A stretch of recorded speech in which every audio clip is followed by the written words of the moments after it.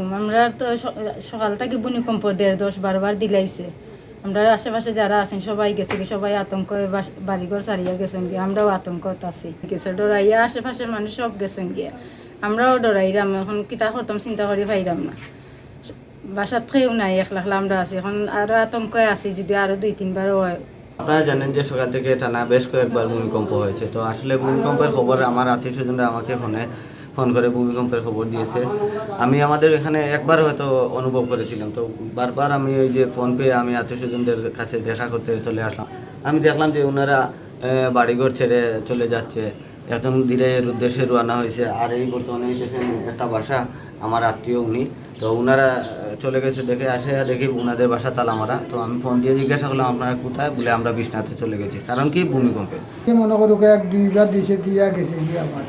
আর এরমভাবে দিছে আপনার রাস্তা মাটি মানে দিলা 10,000 ওলা বিল্ডিং বাড়ি ফাটি গেছে, অন্য 5তলা বিল্ডিং আছে ফাটি গেছে আপনার। ইলবনও পাইছি না, কত বছর হয়েছে, 50 বছর হয়েছে আমার। ইলার দিছি না আমি, আজ 9 বার দিয়ে আছে ইলা। উডাউডি 3 বার দিছে, একবার উডাউডি দিছে 6 বার, রাত দিছে একবার। ইলা আর সামনের দিকে আরও বেশি তোর ইলা তো দিছে 10-12 বার, 8-9 বার দিতে পারছে, তখন আরও বেশি দিতে পারে মনে হয়। দিনে মনে হয় ধ্বংস হয়ে যাব। আল্লাহ রাখতো না মনে, যে গজব হইতে মনে বিষয় আল্লাহ এক আল্লাহ বাদে আর কেউ কইতে পারতো না। এই কীটা অবস্থা। আমাদের সবচেয়ে বড় যে সিসমিকের যে বিষয়গুলো আছে, এর মধ্যে সবচেয়ে বড় যে অংশটা সেটা হলো USGS, United state geological survey.